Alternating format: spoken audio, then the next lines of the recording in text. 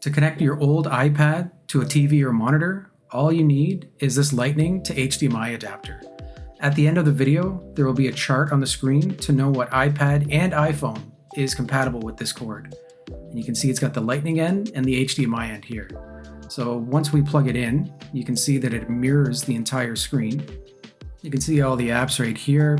Now we're going to get different results depending on what we try to play. If I open up YouTube here and just play a YouTube video, you can see that it works without issue and it goes full screen, which is great.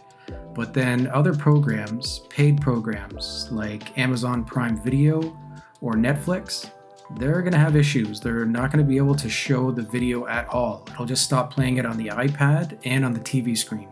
It's a digital rights management thing. They don't want you doing this, which doesn't seem fair. But the main thing I think people are going to use this cord for on your iPad is if you want to look at pictures. So I've got some pictures right here, mostly of my cat. If I click on that one, that's not actually a picture, it's a video.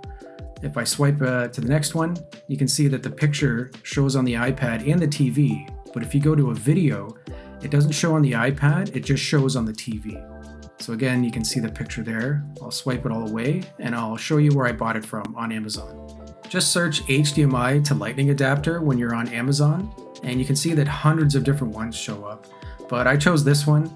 There is a link in the description. I am in Canada though, so if you're not in Canada and you're in another part of the world, just make sure that you buy one that looks similar to this and that it's HDMI to Lightning adapter, because this is for an older iPad.